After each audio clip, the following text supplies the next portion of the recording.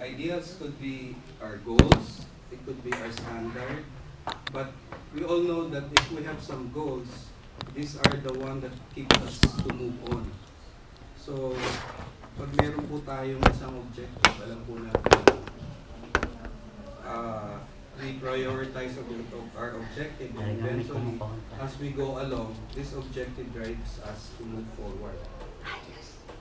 So, there are different ways of, I would say, influencing us to move forward. Una po, alam natin na money is one of the things that drives us forward. So, but we all know that money is just temporary. Money, we could just earn it. But I know for the fact na at the start, siguro, when we, as a student, ang objective nyo dati is to finish your school. When you finish your school, ang objective mo to have a good job.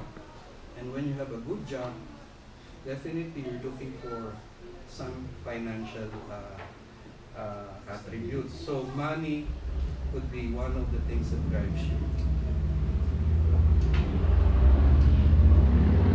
Another is position and fame. But position, when you grow in when you had after graduation or anything after you've done your objective and you grow with a position, or you probably you're hired in the lowest level, you're driving again another objective for you to move forward in the organizational ladder. So it goes together with position, and eventually as you go, you increase your position, definitely the money is also a driver to you. Then later on, as you have the position and you have the money, then definitely you want to be known. Known in your, parang gusto mong makilala doon sa circle of organization that you are working with or you into it. So, since probably here you're just a mere worker, here you could be a manager, you could be a vice president, eventually you're looking to be a president or driving a company. So, but normally these goals of life that directs us are the ones really during that time influences us and drive us to move forward in our lives.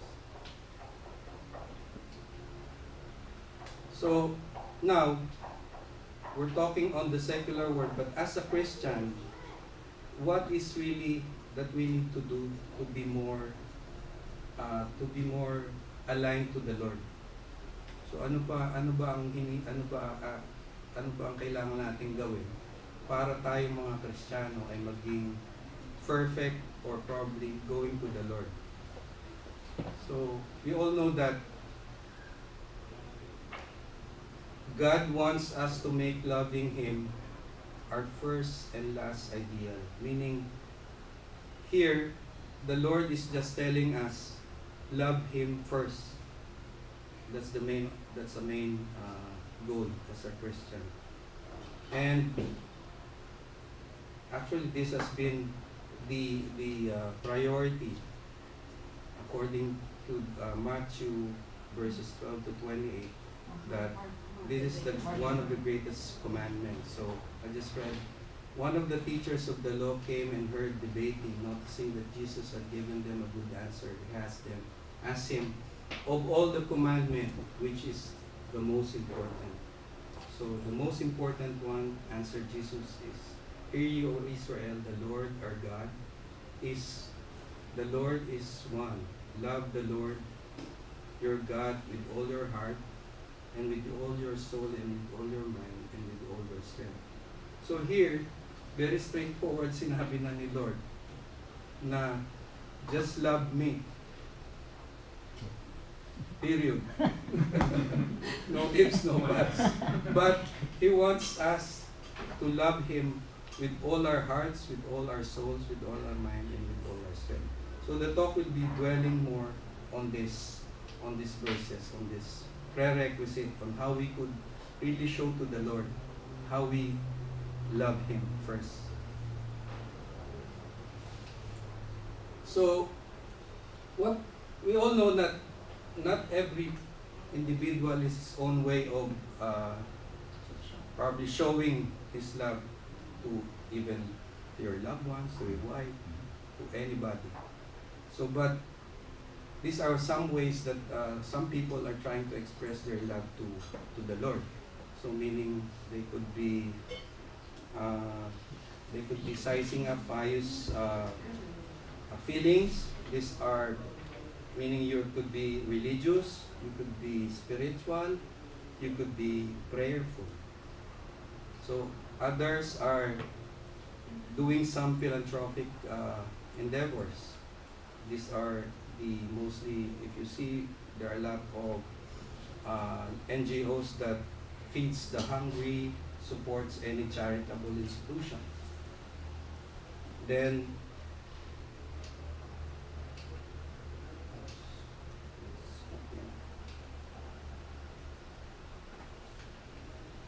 and the last is being acts of piety. Either you're going to the church or you have religious devotions. So this, as I mentioned, these are not wrong actions or wrong doings, but it is not, meaning this is not the complete way of really expressing our love to the Lord. So hindi naman sinasabi na mali yung mga in-enumerate ko kanina, but these are not all the things that we need to show how much we love the Lord. So how do we show our love to the Lord with our hearts? So we're now discussing the first of the prerequisite on loving God, which is love the Lord with all our hearts. So we need to understand what Jesus meant by loving Him by heart, or what's heart. So there are two meanings. We will be discussing two meanings of heart here. First is the modern day understanding of heart, which is the modern day understanding of heart is just this is a feeling or emotion. We understand that in relation to this characteristic, the heart,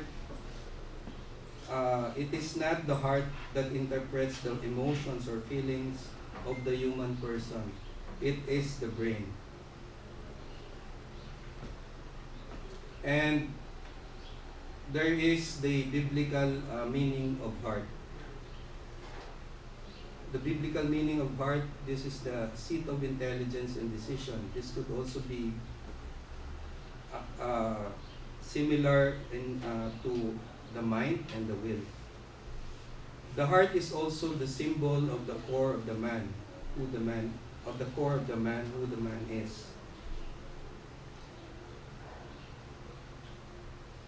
And the kind of love God requires cannot depend on feeling, which are changeable, but rather based on commitment, a decision to love. So how do we love God with all our heart? We just need to be totally committed to Him. Very straightforward sinabi ni Lord na, just follow me, believe in me, and trust in me. Very straightforward, no ifs, no buts. So how do we show our love to the Lord with all our heart? First, as I mentioned, it requires a decision to obey Him. Obey and trust Him and believe in Him. This is according to John chapter 14 verses 15. If you love me, you will keep my commandments. I don't want to go on the second greatest commandment, but it encompasses the first is loving God, and second is loving thy neighbor. So these are the main commandment that the Lord is telling us to follow. So we need to develop a personal relationship with Him. A relationship that is dynamic and alive and not legalistic. A personal experience arising from our relationship as His sons and daughters.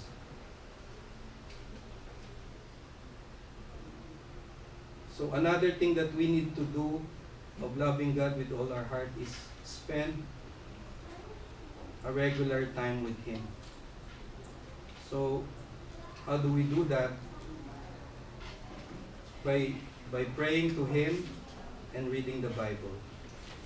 So we always reach out to God through prayers. We can always read His words through the Bible, listen to His voice through the church. We can also spend time with Him in the Eucharistic adoration. We Catholics are very blessed because we can always unite ourselves with our blessed Lord when we receive Him in the communion. And this, we have the opportunity of doing daily.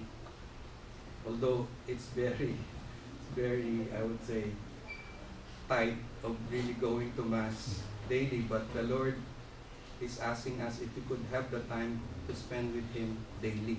But here, if we recall, the Lord also is asking us just to be with Him and attend His the regular Mass every Sunday, just 1 hour.